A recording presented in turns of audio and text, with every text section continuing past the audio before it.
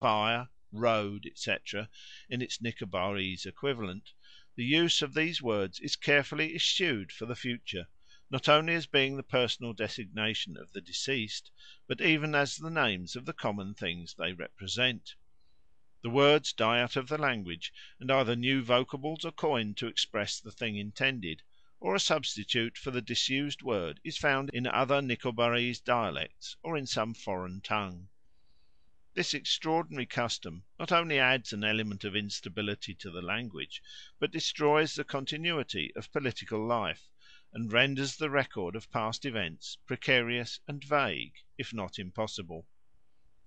That a superstition which suppresses the names of the dead must cut at the very root of historical tradition has been remarked by other workers in this field. The Klamath people, observes Mr. A.S. Xxii, possess no historic traditions going further back in time than a century, for the simple reason that there was a strict law prohibiting the mention of the person or acts of a deceased individual by using his name. This law was rigidly observed among the Californians no less than among the Oregonians, and on its transgression the death penalty could be inflicted. This is certainly enough to suppress all historical knowledge within a people. How can history be written without names? In many tribes, however, the power of this superstition to blot out the memory of the past is to some extent weakened and impaired by a natural tendency of the human mind.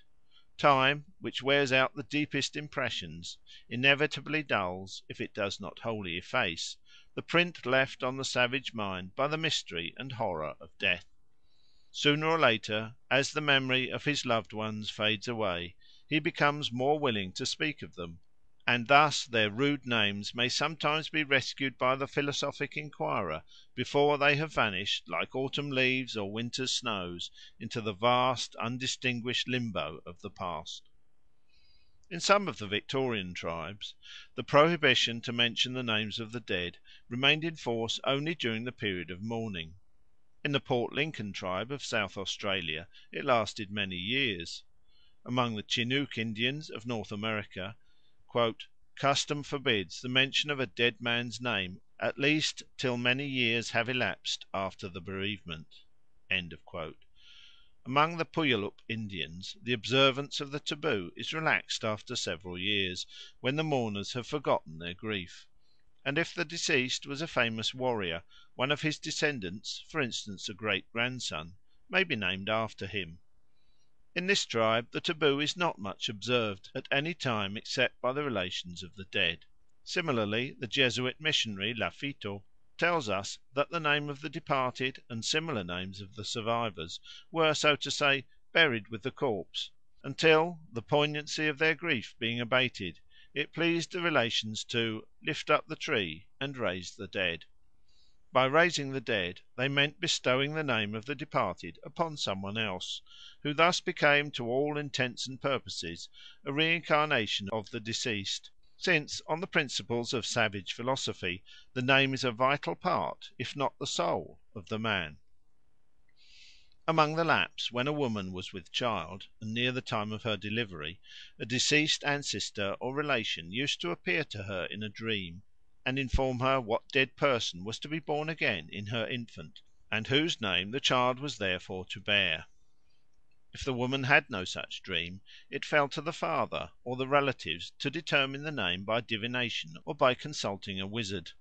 Among the Khonds a birth is celebrated on the seventh day after the event by a feast given to the priest and to the whole village. To determine the child's name the priest drops grains of rice into a cup of water, naming with each grain a deceased ancestor.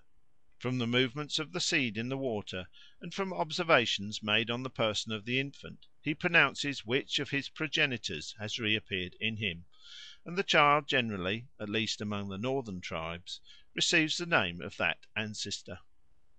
Among the Yorubas, soon after a child has been born, a priest of Ifa, the god of divination, appears on the scene to ascertain what ancestral soul has been reborn in the infant. As soon as this has been decided, The parents are told that the child must conform in all respects to the manner of life of the ancestor who now animates him or her, and if, as often happens, they profess ignorance, the priest supplies the necessary information. The child usually receives the name of the ancestor who has been born again in him. Part IV. Names of Kings and other Sacred Persons tabooed.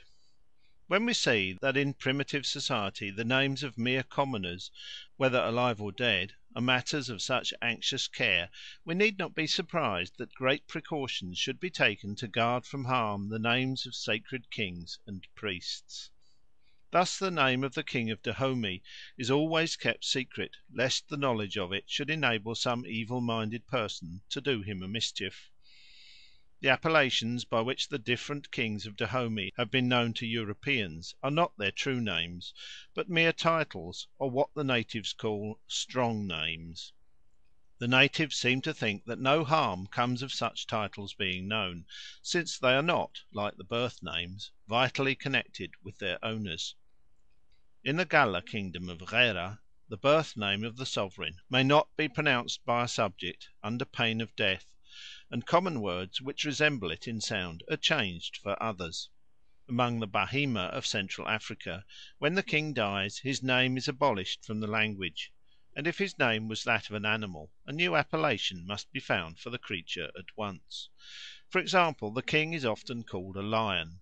Hence, at the death of a king named Lion, a new name for lions in general has to be coined. In Siam it used to be difficult to ascertain the king's real name, since it was carefully kept secret from fear of sorcery. Any one who mentioned it was clapped into jail. The king might only be referred to under certain high sounding titles, such as the August, the Perfect, the Supreme, the Great Emperor, Descendant of the Angels, and so on. In Burma it was accounted an impiety of the deepest dye to mention the name of the reigning sovereign.